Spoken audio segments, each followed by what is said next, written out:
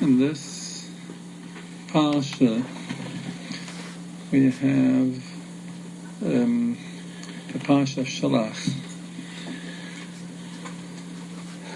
Hashem instructed Moshe Rabbeinu to send spies who shall see out Eretz Yisrael, and as the Mefarshim, especially the Chaim HaKadosh, explain,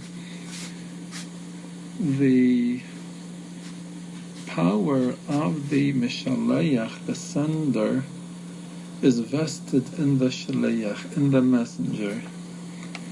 So there are really two senders here. Hashem told Moshe to send Meraglim, to send spies, and the Jews on their own, as is related in Devarim,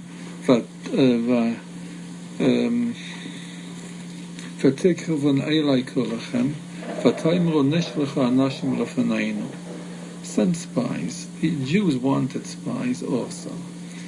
These messengers, if they would have gone as messengers of Hashem,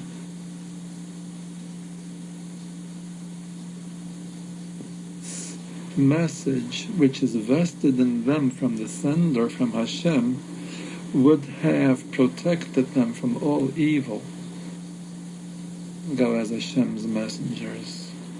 They went as the shluchim, as the messengers of other senders, of the people.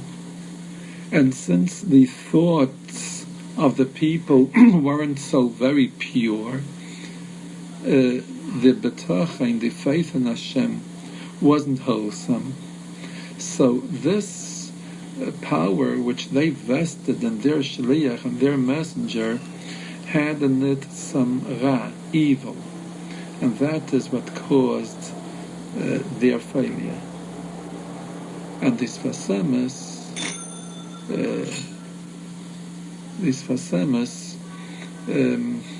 goes on to caution each Jew that we came down here from the Kisei HaKavod, from the heavenly throne. Every one of us came on an errand. We're messengers of Hashem. We shouldn't forget who our Mishaleach is, who sent us here. We should not become messengers of other senders rather than Hashem, of whatever motivations there are. Our sender is Hashem. So I would assume that you gentlemen have an idea of what goes on in this week's Sedra. They went to the land of Canaan, to Eretz Yisrael, and they came back with a negative report, and because of that they aroused the scorn of Hashem, of God, and the sentence was that they have to all die in the desert, stay 40 years in the desert before entering Eretz Yisrael, and their children in turn will be the ones who will enter into the promised land, into Eretz Yisrael. And it was a very bitter sentence. And immediately after this parsha of the Meraglim, we have two parshios which follow. Vaydaber Hashem al Moshe v'Yamel, ki sevayil al eretz Moshe. When you will come to the land of your dwelling, when you will go into Eretz Yisrael, which will be 40 years from now.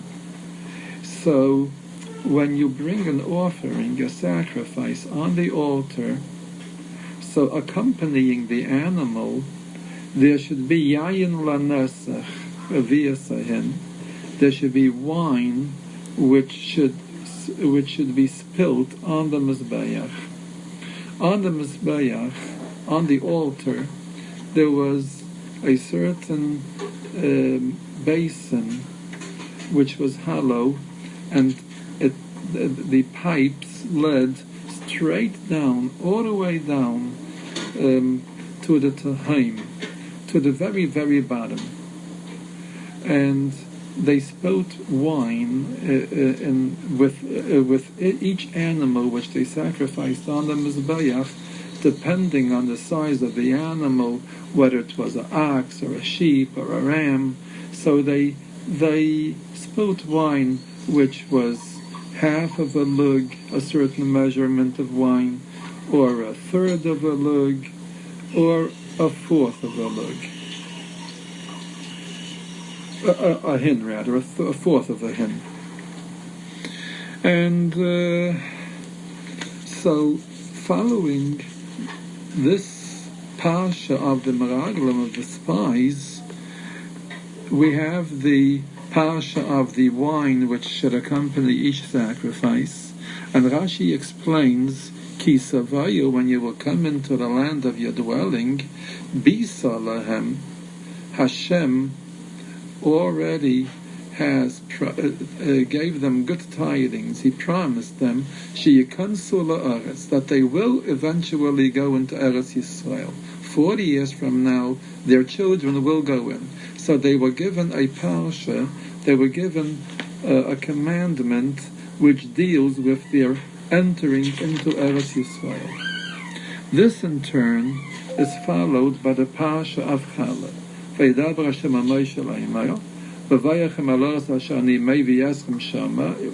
will, and when you will come into the land which I will bring you there, shall be, when you eat from the bread of the land, tarimu truma Hashem, raise an offering to Hashem. The first of your dough, it means the best part of your dough, challah. Take a little cake. In other words, when the woman bakes bread, she will make a dough. After the dough is all kneaded, she should pluck out a little piece and make a little cake out of it. This challah, this little cake, she gives to the kohen, to the priest. And it's like truma. It has to be eaten with kedusha, with holiness, with purity. And this is the mitzvah of challah.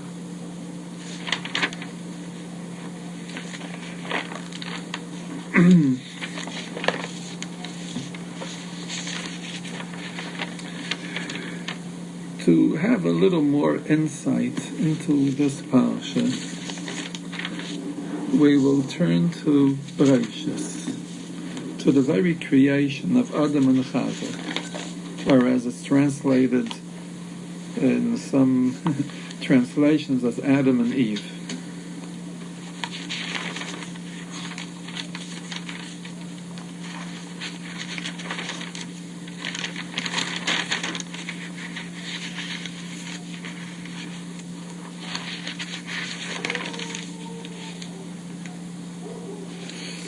Each creature each living creature which was created by Hashem in the 7 days of creation was created together with a partner, a male and a female, with the exception of Adam. He was created as one person. There was nobody to be a helper, a partner for Adam. Hashem made Adam sleep deeply. He put him into a deep slumber, vayishan, and he slept. And vayikachachas misalaysav. This sleep was an anesthetic sleep, and he took one of his ribs, vayizga basa tachtana, and it was formed into Chava. Vayivan Hashem Elokim asatzayila, the Rabbeinu Shalom formed this rib, ashalakach min Adam leisha, that became the woman. Vayiviyah ala Adam, and he brought it to Adam. Vayomer ha'adam, and Adam said, Zois hapam, this time, etzamei atzamei ubasar mibsari. I am different than all the other animals which were created male and female. This is something special. Zois hapam, this time, when Adam meets his partner, it's etzamei atzamei. It's a bone of my bones. Ubasar mibsari, flesh from my flesh. You are a part of me. You originated from me. Lezois, to this special creation, Yikari Isha, the correct name should be Isha, the woman. Ki mayishlu kachazais, because she is taken from the man. Isha as derived from Ish. Alkain. That's what Adam said. Alkain, therefore. Yazav, so therefore we find a certain behavior in the human race. Yazav Isha, it is normal that a person should leave his father and his mother, and attach himself with his wife and live together. This is the parsha of the creation, of the special creation of Adam and Chava, that Zois hapam, this time is different than all other animals which were created separately as male and female. Originally, where was Adam Rishon created from? From the earth. So,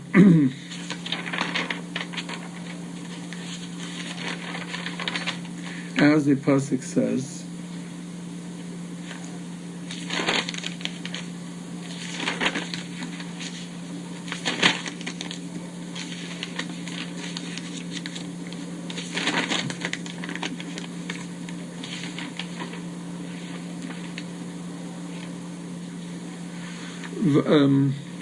Vayitzer Hashem Elokim min ha'adama kol chayis asada, and Adam Rishon was created afa min ha'adama, earth from the ground. So the creation of Adam Rishon came in two phases. First, he was a cluster, he was earth. From this earth was created Adam Rishon. He was formed into a body, and he was given, and Hashem blew life into him with all the characteristics of life. Phase 2 was when from this Adam another creation emerged, Chava, his wife.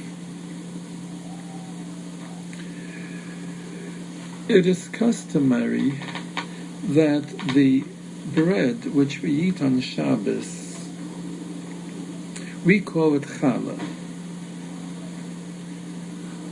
The bread which we eat in the weekdays is also in the form of a cake. It's a loaf, whatever it is, but we don't call it challah.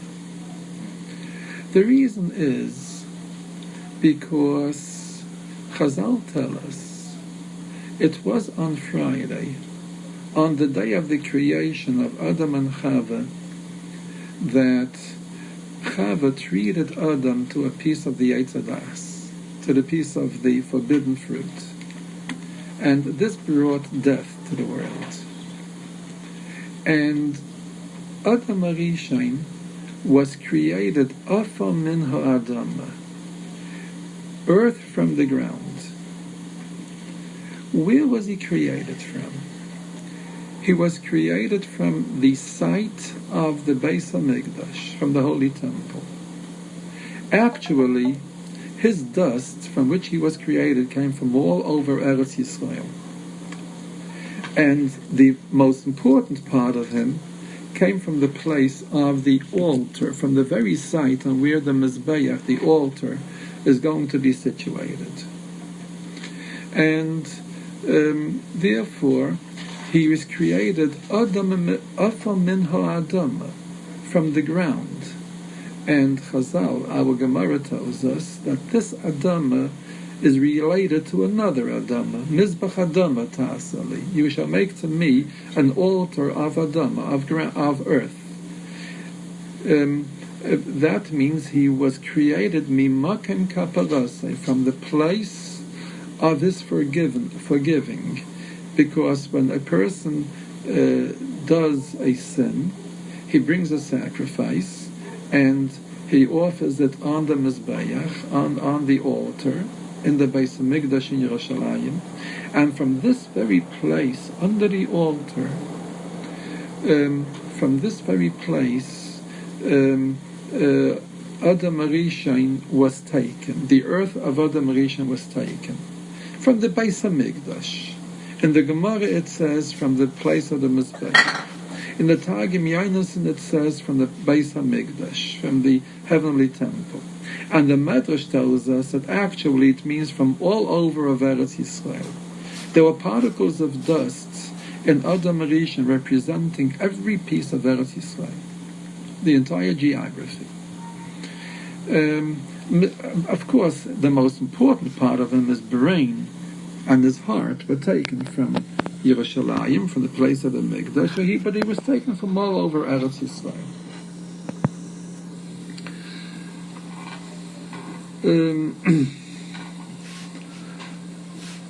On this Beis Hamikdash, there was a little groove, and they were accompanying the offer which was burnt on the sacrifice, on the altar, accompanying the sacrifice which was burnt on the altar. There was wine, as we just have learned in the Parsha of Shalach. This wine came from the Makim Hashitin. There's a certain place which is called Shis. Shin Yud Taf. Shis. Shis means the very beginning. This is the exact translation of the word Shis. Ki hashasais yehareisen, the very foundations, it says in Psalms. Shis means the very beginning. And the Gemara says, and there is a rack on the Temple Mount which exists to this very day, which is the first rack from which Hashem started creating the earth, the whole world, the entire globe. This place is called Even Shsia, the rack of the very beginning. They have this golden dome over it today, if anybody saw it in Yerushalayim, and on the Temple Mount. And actually, this rack covers all of the site of the Beis Hamikdash, and actually pretty much of all of Yerushalayim, the holy city. David HaMelech, when he built the Beis Hamikdash, dug into that rack, into the Makim Hashit, and all the way down, until he reached the bottom well, which is called the Tahaim. And when the wine is spilt on the Mizbeach, it flows down through pipes all the way into the Sheetan, into the bottom well, which is an excavation, which is a cavity under the Mizbeach, under the altar. Actually, there is a cavity there which exists there from the very beginning of creation. And the Gemara tells us a very interesting thing in Sukkah. The word Bereishis, the first word in the Torah, which will correspond to the very beginning of creation, the first word of the Torah, Bereishis, will be read Bereshis. Bereishis, Bereshis. The Rabban Yishradim created this cavity under the altar so that the wine should be able to flow down. How was this cavity created? Where did it come from? Why? Where did this cavity originate? And what's the purpose of this cavity? We are given a very wonderful insight into this by one of our Gedolim, one of our great ones of the last generation, the Ragachava, he was called, Rabbi Yosef Ragachava. When the Rabbeinu Shalom created Adam, he created him from under the Mizbeach. That's where he took the earth from. He plucked out a piece of matter from under the Mizbeach, and that was Adam. That empty cavity is the plucked out place from which Adam was created. And that's where the wine flows down all the way to the very core of planet Earth, all the way down. Barashis, this was created from the very beginning together with the shis, with the very embryo of creation, the beginning of the rock, which is called shis, Evan Shisiya, from which the world started to develop. Like an embryo which develops into whatever it develops into. So Yerushalayim is the beginning of creation, Evan Shisiya. From that site from which the beginning of creation started, from that place, Adam Arishain's matter was plucked out, and the Rabbeinu Shalom made him, he formed him into a cake, and like a woman forms a certain form, whether it's when she makes her cookies, this form, that form. And so, in other words, the first one who actually manufactured an animal cookie was the Rabbeinu Shalom. He created Adam from the place, and he made him into a cookie. And this is the Chala. He is the Chala of the world. He's the Reishis. If you remember what we learned just before, when the woman prepares for Shabbos and she bakes her challah, she plucks out a piece and gives it to the Kayin, and the Pasuk calls it the Reishis Arisasayichem, the beginning. Why is that the beginning? Who says it's the beginning? Why is that piece which she takes out for the Kayin, why is that the beginning? The Gemara tells us a very interesting thing. When does a woman bake challah? On Friday. When did Chava treat Adam Arishain to the forbidden fruit? It was on Friday, the day of their creation, the sixth day of creation. So therefore she has to make an atonement. She needs a forgiving for the whole female species, if we're going to call them a species by themselves, and perhaps they are. She needs a forgiving for ruining the Rabbeinu Shalom's challah. God made a challah. He made the first cookie. He made Adam Arishain. And she brought death upon him. So to atone for this sin, she bakes bread and takes a challah and gives that to the Kayin. So since this is done on Friday, Lekavet Shabbos, so the challah, which is eaten on Shabbos, is called challah.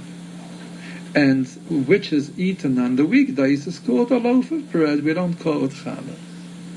Because the reason why she bakes it on Friday is she should be able to perform the mitzvah of challah and give it to the Kayin. The Ramah in Shulchan Aruch says that a woman should bake on Friday the bread for Shabbos and take challah, v'lo yeshana, and don't ever deviate from this commandment. Do it this way. Unfortunately, most women today, religious women, don't bake challah and don't take challah on Friday, because the circumstances under which we live today just don't warrant it. No, they're too busy. It's quite. They don't have any time, and so they buy challah in the store.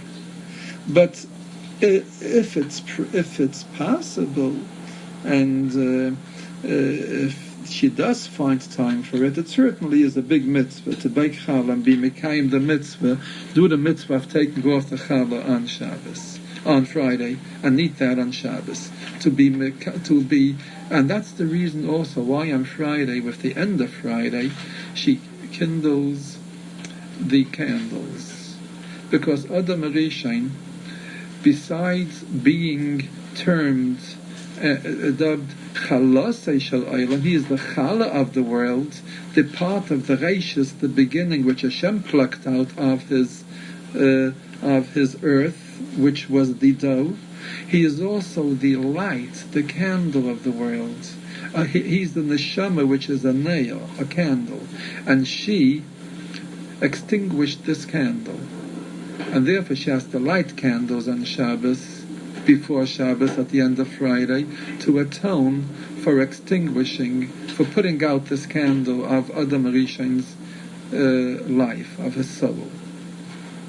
So these are the two mitzvahs which the woman does on Friday: taking the challah, separating the challah from the rest of the bread for the kayin. Today we don't give it to the kayin because it has to be eaten with purity, with kedusha, and today we cannot have this purity. And what do? we burn it up. And if that can't be done, we just wrap it up neatly and discard it. But we can't. We're not allowed to eat it. It's only for the kayin to eat in purity, in tahara.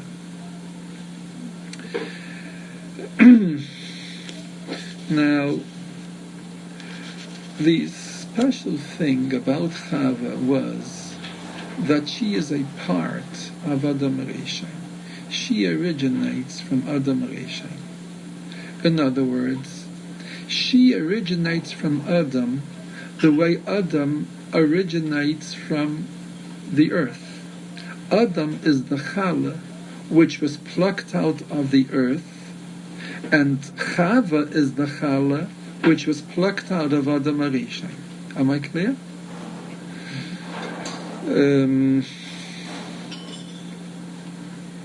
So therefore she's part of him.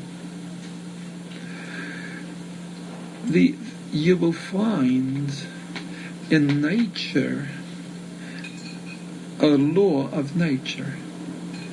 I don't know how much the scientists talk about this law, but there is a definite law in nature that everything has a gravitation, has an attraction to return to its source.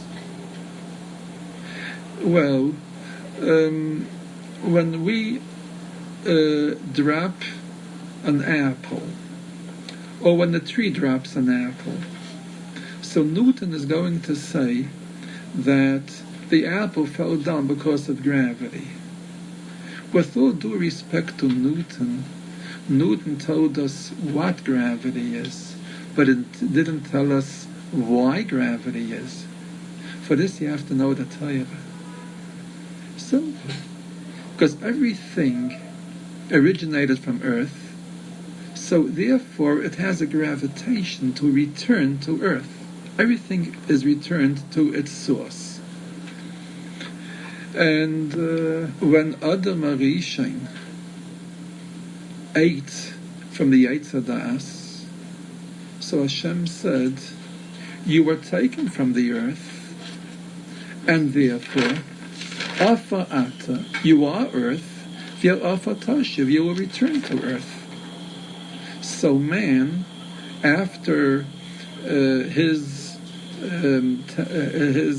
tenure here on this planet Earth, returns from where he was taken from. His body was taken from the earth, he returns to the earth.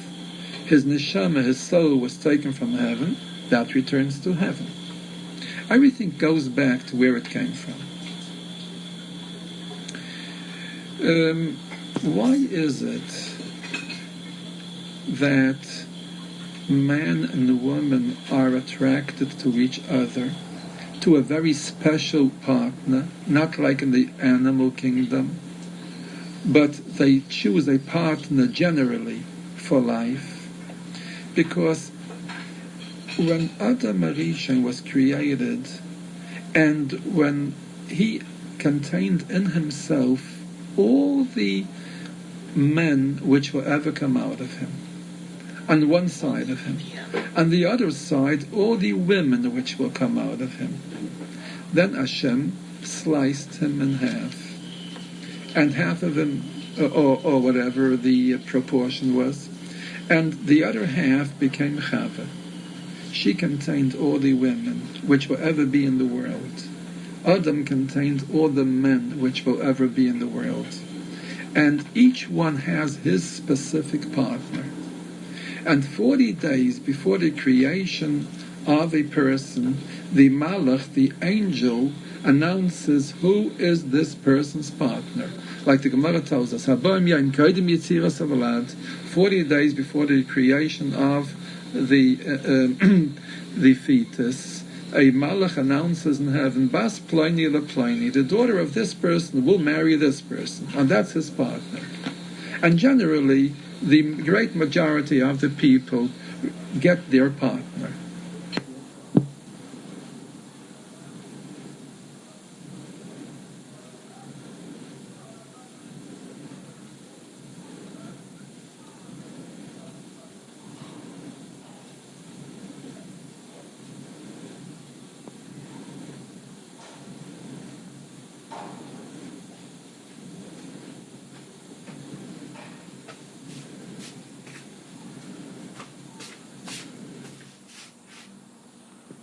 They mess things up on their own account. Now, and the Gemara tells us that the partners were already predestined from the 7 days of Bereishis. And Bathsheba was the wife of David already from the 7 days of Bereishis, and that goes on with everybody. And when two people come together to the chuppah and they marry each other, it's not just a union, it's a reunion. They were once one, and now they're reuniting again, because they're coming back to where they came from. And likewise, being that Adam, which contained all the Jewish neshamas, came from Eretz Yisrael, every Jewish guf, every Jewish body must return to Eretz Yisrael, because that's where we came from. At this point, I will tell you something which you may perhaps raise your eyebrows or maybe even frown, but I will tell you that from the neshama part of things, only Bnei Yisrael, only the children of Israel are called the children of Adam. Atem kriyim Adam. You Jews, you're called Adam. But the Goyim are not called Adam. They come from a different source. The Zohar calls it Adam B'Liyal. They come from a different source, not from Adam. Genetically, they may come from Adam, of course, but not as far as their very makeup of kedusha, of holiness, is concerned. They're not children of Adam. Their earth was taken from other lands. Adam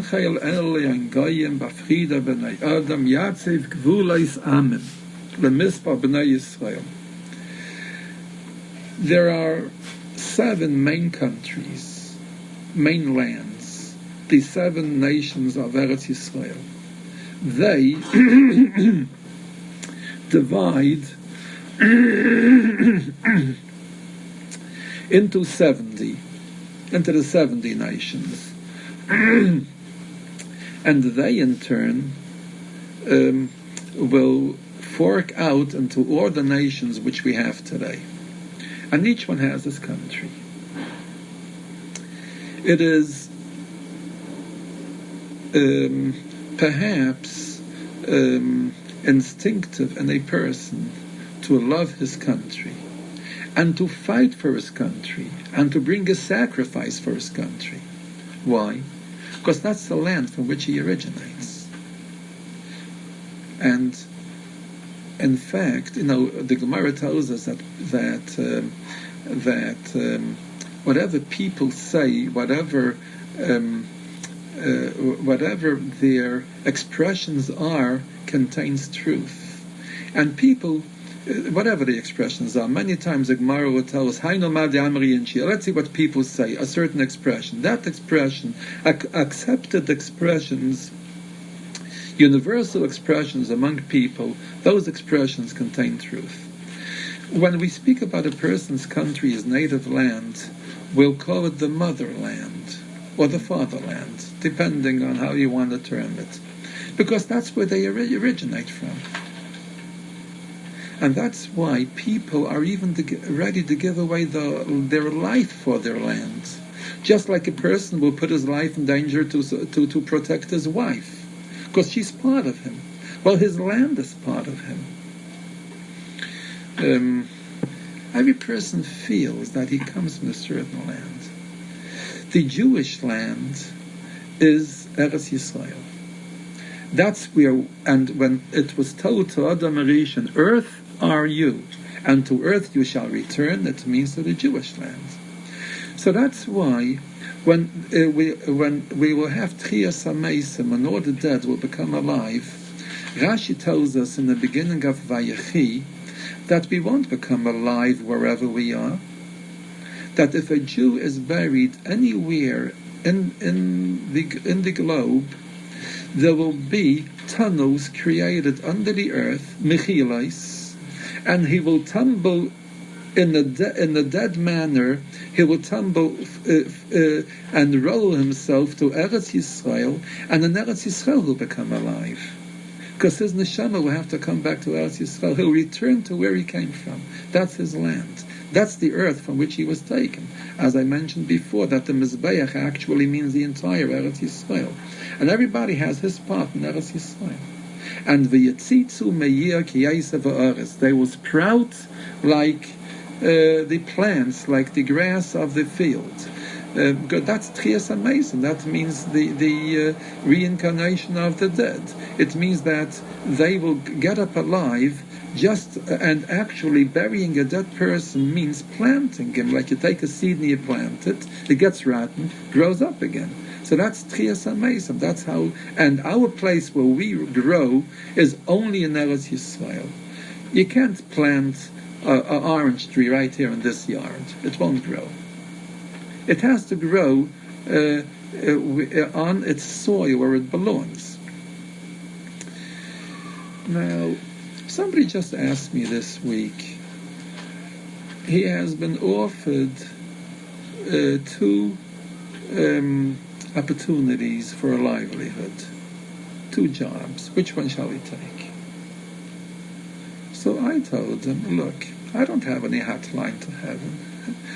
Whichever one you want, that's what you should take. I didn't elaborate. If it was right after davening and I'm busy. If I would have elaborated, I would have told him this. You probably heard of the Satmar Rebbe. Huh? He was a very great man. I was fortunate that enough, for many years I lived on his balak, and I absorbed very much from him. Perhaps controversial to some, but accepted as a great man by everyone. So they published his letters.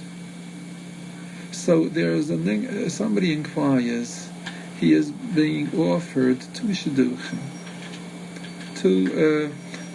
2 offers for marriage. Which one should he accept?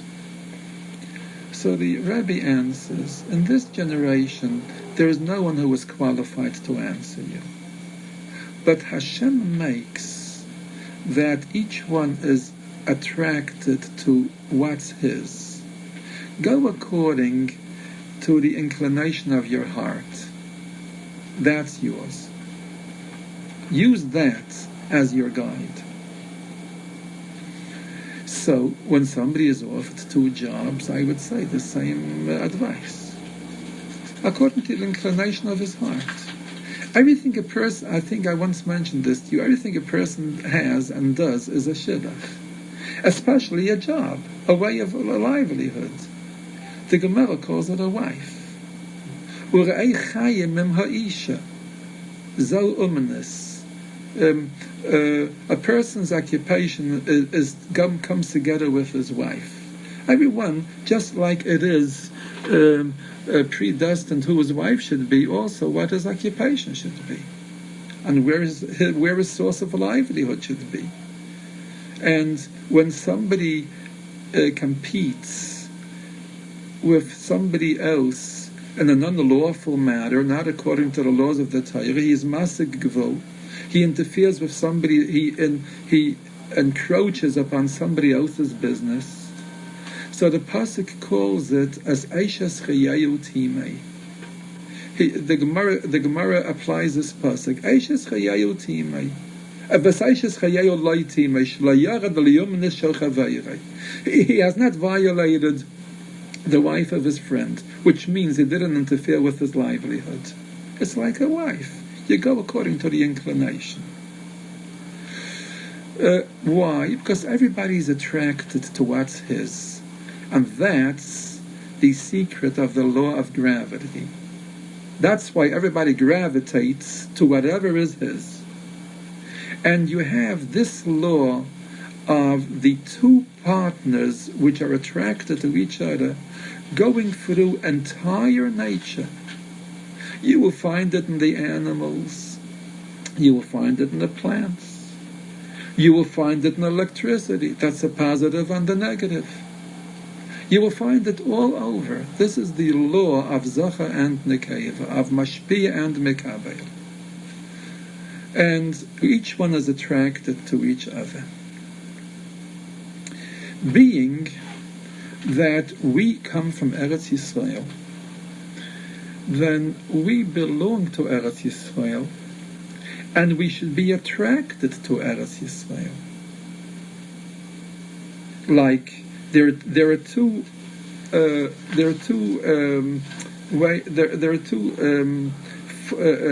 forms of origin. A person originates from the same crust of earth as his wife does, and also his parents, but his wife even more. Would there be two? It's a combination. It's a combination, yes. His wife even more. Because his wife, his mama, is actually a part of him in soul and in flesh, while his parents, he only has half of them. So in other words, every person is attracted and he's gravitated to his parents, but to his wife even more, because she is absolutely part of him, fully. And this is what the pasuk explains, that Hashem made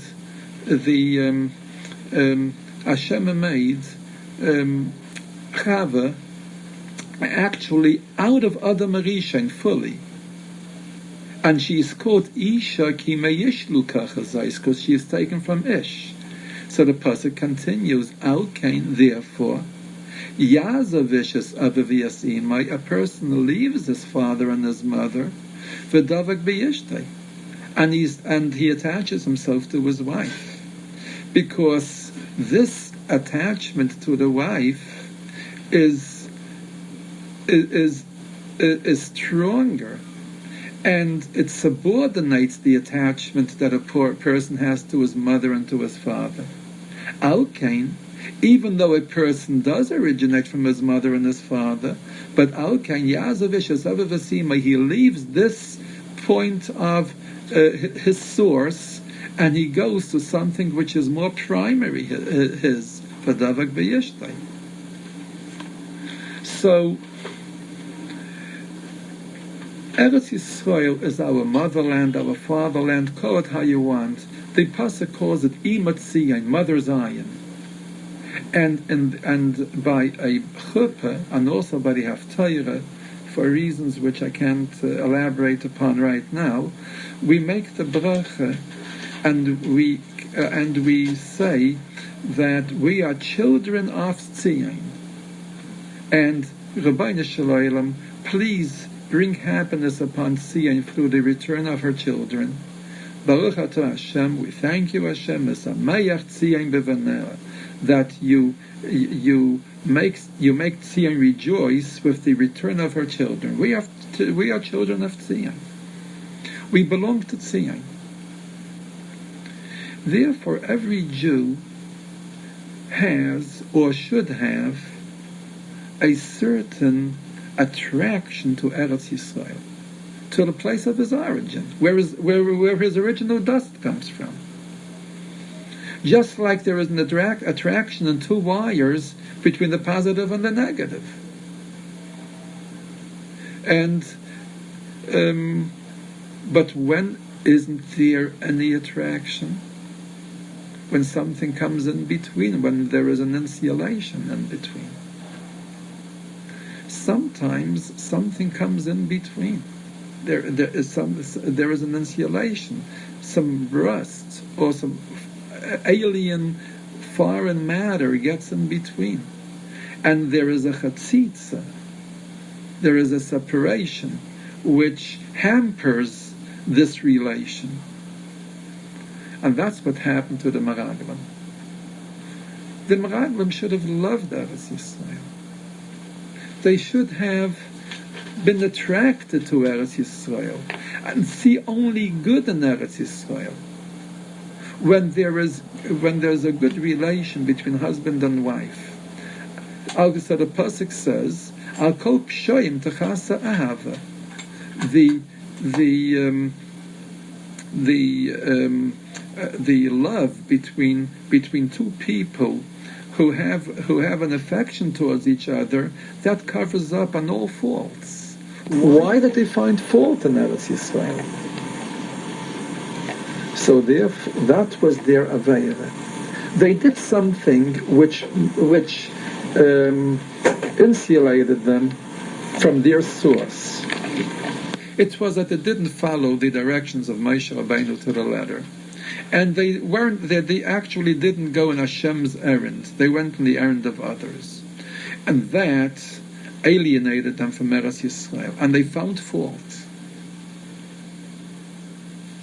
So, Vayimasu be'eretz chamda, the pasuk says, they despised the land that they should have coveted. Sometimes, unfortunately, it happens that there is unfaithfulness between a husband and a wife. She is a saita. You had it in the Sedra Nasai a few weeks ago. She is unfaithful to her husband, and she is tested with a certain water which the Kayin gives her to drink. And where does it take that water? She is tested with the Afar Ashayiyah Bekarka HaMishkan, with the dust from the Beis HaMikdash, because that's where they come from. Because this dust of the Beis HaMikdash actually once contained this husband and this wife. Why is she unfaithful to this dust? And the Gemara tells us at the end of Gemara Gittin that when somebody divorces his wife, the Mizbeach weeps. Why does the Mizbeach weep of all things? Because who as much as the Mizbeach knows that they should not have been separated? So the Mizbeach weeps. The Mizbeach feels it more keenly than anything else in creation. Because they come from the Makim HaMizbeach. They come, their earth, from under the Mizbeach. From this place which was plucked out for the creation of Adam HaRishon. Now I will show you something very remarkable. This Gemara is called Gittin. The Gemara which talks about divorces. We have a klal, we have a rule in Torah that whatever is mentioned first, the first time, that contains everything. Like Bereshis, we mentioned that before. The Gemara will tell us about the first test in the Torah, which is by the word taiv. So the Gemara says, therefore, when somebody sees a test in his dreams, it means that it'll be good, because it's the first test in the Torah. The first time something is mentioned in the Gemara or in the Torah, that's the source of it.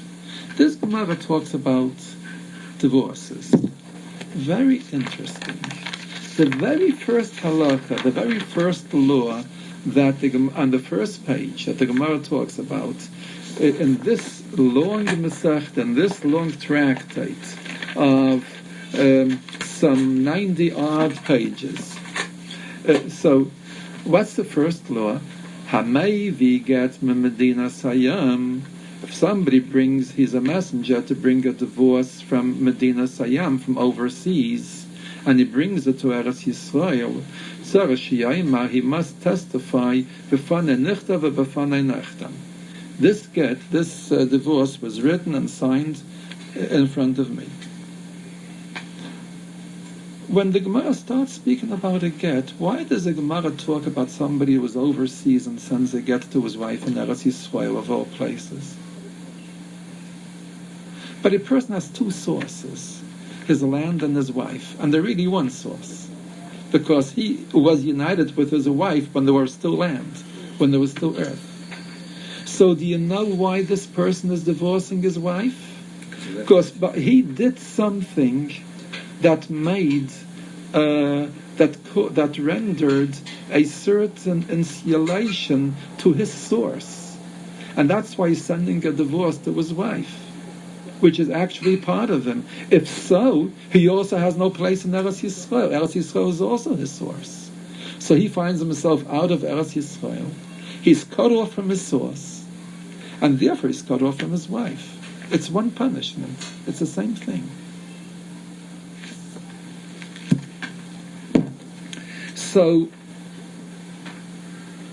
this Eretz Yisrael is what the Meraglim were not faithful to. They were separated from Eretz Yisrael like a man is separated from his wife.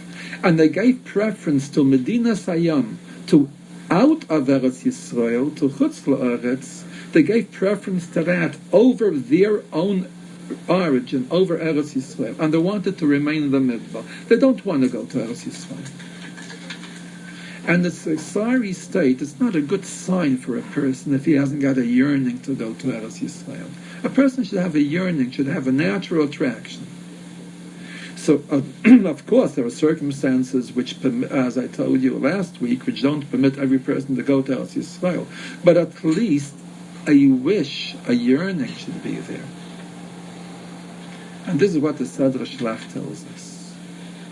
And these persons, these Meraglim, were unfaithful to Eretz Yisrael, and therefore they don't deserve to be in Eretz Yisrael. Let them die in the Midbar, Medina Sayam.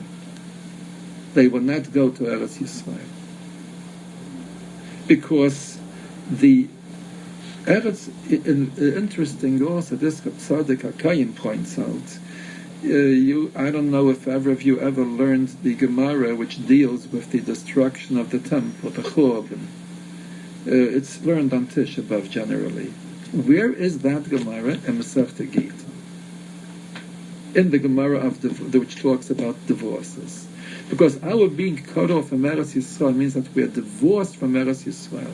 We are divorced from our source where we originate from. Because Eretz Yisrael is the place from where Adam Rishon was plucked. The Chalasei Shel Olam, the Chala of the world. And these Meraglim, they were unfaithful to Eretz Yisrael. And therefore, sentence was passed upon them that they cannot go into Eretz Yisrael. Let them remain in the Medina Sayam, like this first Mishnah, which talks about the person who cuts himself off from his wife. So, but the Jews were in a sorry state, and they repented, and they wanted to do tshuva. So immediately afterwards, we have the Parsha of Chala. And the Ramban said, of Nesachim rather, we have the Parsha of spilling wine on the Mizbeach. And the Ramban explains in stronger terms than Rashi brings it out, that this Parsha was given as a nechama. It was given as a consolement to the Jews in the Midbar who were lamenting the fact that they can't go into Eretz Yisrael because sentence has been passed upon them. So the Rabbeinu Shalom says, all right, you will go in, but it'll be 40 years from now. And he gives them the Pasha of Nesachim, of spilling wine on the Mizbeach. Actually, what is the spilling wine on the Mizbeach? Yayin is Simcha. V'yayin yasamach lavav enosh. Wine brings to Simcha, to happiness. Wine makes happy the heart of a man. They have sinned against Eretz Yisrael. They have sinned against their origin. They have sinned and brought unhappiness to Tzion, who is yearning and weeping. Mother Tzion is weeping. When will my children come back to me? And more than any part, the part from which Adam Rishon was plucked out from. And that place became the cavity under the Mizbeach where you pour down the wine. So right after the Pasha of the Meraglim, who have sinned against their source, so just like the woman is Mekayim the mitzvah of Chala, because she has sinned against the very concept of Chala, Adam Rishon being the Chala of the world, so the Rabbeinu Shalom gives the Jews a way of atonement, how to reconcile the place of their source that they sinned against, that they were unfaithful against. Let them pour wine into the very cavity from which the earth of Adam Rishon was taken from. And that should be amends and an atonement to rectify the Aveira, the sin of not being faithful to this very spot, to their source of origin from which they were taken from. So this is the wine of the Nesachim, followed by its twin brother, by the mitzvah of Chala. Chala is the same thing. What's Chala? The place of the wine where it's poured from is the place where Hashem plucked the Chala of Adam Rishon out and the cavity was created. So therefore, it is followed by the mitzvah of Chala. Let them, when they bake a bread on Friday, let them take Chala, and let them do what the Rabbeinu Shalom did when he created Adam Rishon from Eretz Yisrael. Hashem, when he created Adam and Adam and Chava, took a piece of challah and plucked it out of the place of the Mizbeach, and he created the cavity where the wine flows down, and we bring simcha to that place, by pouring wine of simcha there. So the same thing is the following parsha, the mitzvah of challah. Let the woman pluck out a piece of challah from the bread which she bakes the Kavod Shabbos and say, this is holy, this is Kodesh. I cannot partake of it. I will give it to the Kohen, who is more Kodesh than me, and he will eat it. Because this is also an atonement to the Aveira of being unfaithful to the origin. So this is what Parshas Shalach is all about. To be faithful to the origin that we come from. We come from Eretz Yisrael. Our neshamas come from the Kisei HaKavod, from the heavenly throne. We have to know what our origin is. We come from holiness, from the heavenly throne. That's where our neshamas were plucked out from there. Our gufim, our bodies, were also plucked out from kedusha, from holiness, from the place of the Mizbeach. And nesachim, the pouring of the wine on the Mizbeach, and challah, the plucking out of this piece of dough, which is called Reishis, the beginning, Bereshis, this is all the atonement to the Aveira of the Meraglim. And when a person learns the Sedra, today that we cannot be Mikayim, we cannot fulfill the mitzvah of pouring wine on a Mizbeach, we do it for learning it. And when we learn this Sedra, which speaks about the fault of the Meraglim, and the atonement by challah and nasa and yayin for the nesachim, for the pouring of the wine, so this will bring purity to our life, and it will rub off the rust which insulates us from our attraction and gravitation to Hashem Yisborach, to our Creator, our origin, the origin of all origins, to the Kisei HaKavod, to the heavenly throne from which our neshama comes from, to Eretz Yisrael from which our body comes from, and it is like an instrument to arouse the returning of everything to its source. B'shuv Hashem, Shivas Tzion, that the Jews should return to Tzion, the place of their origin. B'mheira b'yamein.